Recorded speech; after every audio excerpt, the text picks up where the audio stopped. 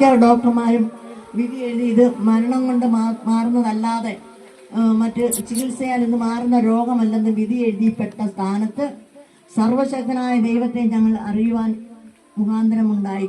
അതുമൂലം സർവശക്തനായ ദൈവത്തെ അറിഞ്ഞു. അതിൻ്റെ 3-ാമത്തെ ദിവസം സർവശക്തനായ ദൈവത്തിൻ്റെ അടിപ്പിണരാൽ അവന് സൗഖ്യം തന്നു. പൂർണ്ണ സൗഖ്യത്തോടെ എൻ്റെ പ്രിയപ്പെട്ടവൻ ആയുസ്സും ആരോഗ്യം തന്ന ദൈവത്തിന് നന്ദിയോടെ സ്തോത്രം ചെയ്യുന്നു.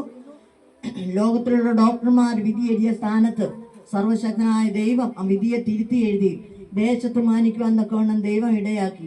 എന്നാൽ അതിനുശേഷം ഞങ്ങൾ കുടുംബമായി സത്യദൈവത്തെ അറിയുവാനും ദൈവത്തെ മഹത്വപ്പെടുത്തുവാനും കൂട്ടായ്മ ആചരിപ്പാനും ദൈവം ഞങ്ങളെ വിളിച്ചു വേർതിരിച്ചു. ചില പ്രതികൂലങ്ങളൊക്കെയും ഞങ്ങൾ ഏറി വന്നു. എന്നാൽ അവിടെയൊക്കെയും ദൈവം ഞങ്ങളെ വിടുവിച്ചു. പ്രതികൂലത്തിന് അടിമയായി പോവാൻ സർവശക്തനായ ദൈവം ഏൽപ്പിച്ചു കൊടുത്തില്ല. എന്തെന്നാൽ ഞങ്ങൾ സമുദായം വിട്ട് മറ്റൊരു ദൈവത്തെ വിളിച്ചപേക്ഷിക്കുന്നു എന്ന് പറഞ്ഞുകൊണ്ട് ശാഖക്കാർ ഞങ്ങളെ വീട്ടിൽ വന്ന് ഞങ്ങളെ വാക്കാലും അല്ലാതെയൊക്കെയും ഞങ്ങളെ വിമർശനം നടത്തി.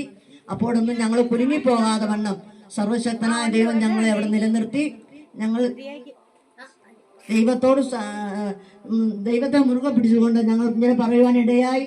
ഞങ്ങൾ ഏറെ നാളുകൾ 20 വർഷം കൊണ്ട് നീണ്ട 20 വർഷത്തിന് ഞങ്ങൾ രോഗത്തിന് അടിമയായി. അന്നേരം ഒന്നും നിങ്ങളെ ആരെയും ഞങ്ങൾ കണ്ടില്ലല്ലോ.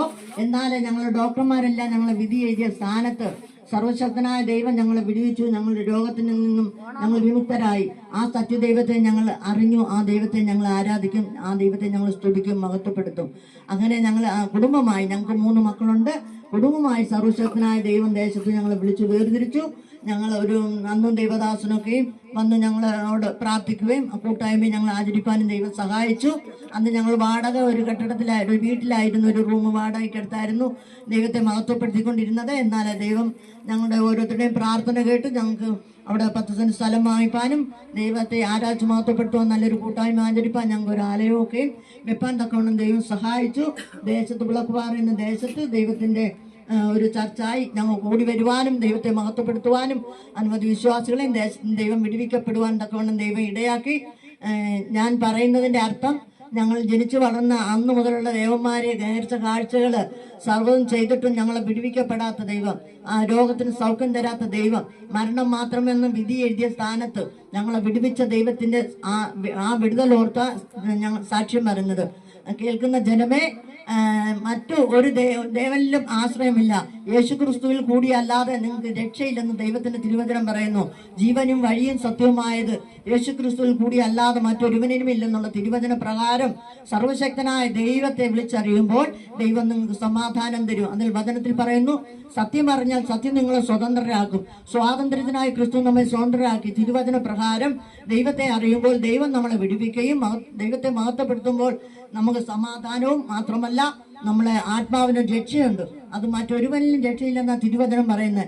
അതും പ്രകാരം നമ്മൾ മരിച്ചാലും നമ്മൾ സ്വർഗത്തിൽ വാഴും. ജീവന്റെ വഴി ഈ ഞെരുക്കവും മറ്റുള്ള 2 വഴികളാണ് വെച്ചിരിക്കുന്നത്. പാപത്തിന്റെ വഴി വിശാലതയും. ആ വിശാലതയിൽ ഉള്ള വഴിയിൽ കൂടി പോകുവാൻ അനേകരുണ്ട്.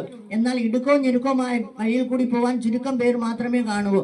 അന്ത്യം വരെയും ദൈവസന്നിധിയിൽ നിലനിന്നാൽ നമ്മൾ സമാധാനം, സന്തോഷം, മദ്യപിക്കുന്ന ഭവനമുണ്ട്, പിന്നെ വഴക്ക്, അല്ലെങ്കിൽ നമുക്ക് സമാധാനമില്ലാതെ അങ്ങനെയൊക്കെ ഉഴലുന്നവർ അനേകരുണ്ട്. ആരും പറയുന്നില്ലെന്നേ ഉള്ളൂ. എന്നാലും മിക്ക ഭവനങ്ങളിലും സമാധാനമില്ലാതെ, സ്വസ്ഥതയില്ലാതെ അനേക ഭവനങ്ങൾ ഇങ്ങനെ വിടുവിക്കപ്പെടേണ്ടതുണ്ട്. എന്നാൽ സത്യദൈവത്തെ അറിഞ്ഞാൽ നിങ്ങളുടെ മദ്യപാനം, വെറുക്കൂത്തുകളെല്ലാം വിട്ട് സർവശക്തനെ അറിഞ്ഞാൽ നിങ്ങൾക്ക് സമാധാനവും സ്വസ്ഥതയും, നിങ്ങൾ നിത്യരാജ്യത്തിന് നിങ്ങൾ അവകാശികളായി തീരുവാൻ തക്കണം ഇടയായി തീരും. ഞങ്ങൾ ഇത് കടമെടുത്ത് പറയുമല്ല, അനുഭവിച്ച അനുഭവ സാക്ഷ്യമാണ് നിങ്ങളുടെ മുന്നിൽ പറയുന്നത്. നിങ്ങൾ ചെവിയുള്ളവൻ കേൾക്കട്ടെ, കണ്ണുള്ളവൻ കാണട്ടെ തിരുവചനം പറയുന്നു. അനുഭവ സാക്ഷ്യം ജീവനുള്ള വചനമാ. അത് പറയുമ്പോൾ കേൾക്കുന്ന ഹൃദയങ്ങളെ രൂപാന്തരപ്പെടുത്തിയെടുക്കും. സർവശക്തന് ആവശ്യമുള്ളവരെ പിതാവ് ആകർഷിച്ചിട്ടല്ലാതെ പുത്രനെ അറിയാൻ സാധ്യമല്ല ദൈവത്തിന്റെ തിരുവചനമാ. അതുകൊണ്ട് ഈ വചനം കേൾക്കുന്ന ഏവരെയും ദൈവം ആകർഷിക്കട്ടെ എന്ന് പറഞ്ഞുകൊണ്ട് എളിയ സാക്ഷ്യത്തിൽ നിന്ന് വിരമിക്കുന്നു.